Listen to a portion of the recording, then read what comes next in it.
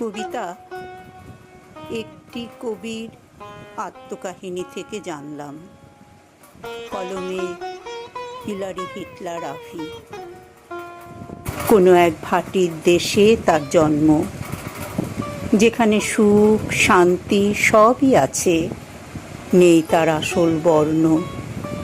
ক্ষুধা তৃষ্ণায় যাযাবরের মতন ঘুরে ঘুরে সে হারিয়ে ফেলেছে তার আদর্শ বর্ণ। একটি কবির আত্মকাহিনী থেকে জানলাম সে আস্তিক, কিন্তু উপাসনালয়ে যায়নি কখনো। লর্ড বায়রনের মতন মালুষের খুলিতে মদ খায়নি কখনো। ভাবুক কবির মতন ভাবিকে ভালোবাসেনি কখনো।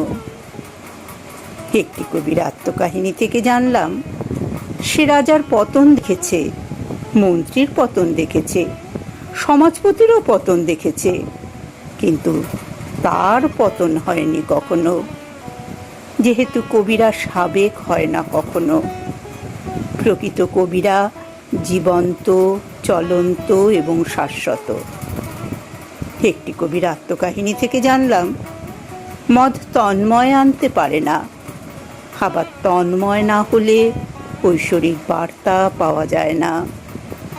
আর যারা ঝোলাতে গাঁজা রাখে তারা কবি হয় না, তারা কবি হয় না, কসম, তারা কবি হয় না।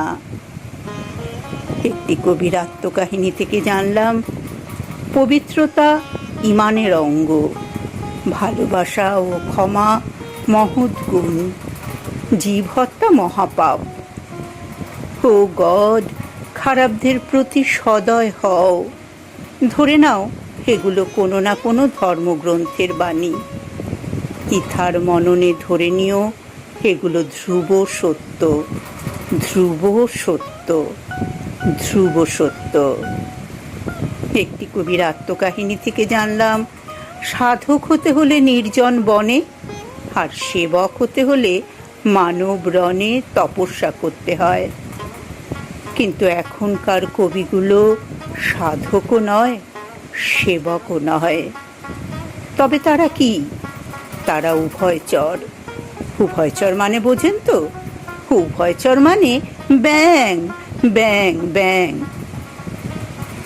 একটি কবির আত্মকাহিনী থেকে জানলাম তোমরা আত্মহত্যা করিও না। নিজেকে নিজের মাঝে সমর্পণ না করতে পারলে মহান স্রষ্টার প্রতি সমর্পণ হও। স্রষ্টাই আমাদের শেষ আশ্রয়স্থল। কসম, আত্মহত্যা মহাপাপ না হলে আমি অনেক আগেই আত্মহত্যা করতাম।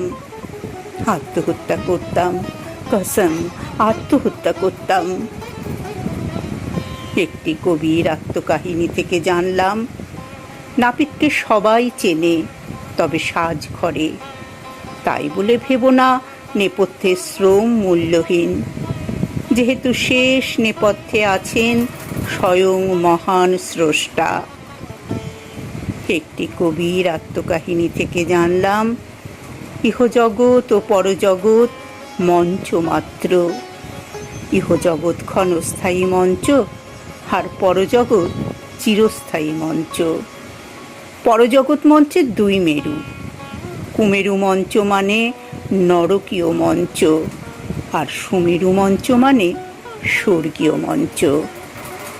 একটি কবির আত্মকাহিনী থেকে জানলাম, একটি কবির আত্মকাহিনী থেকে জানলাম, একটি কবির আত্মকাহিনী থেকে জানলাম।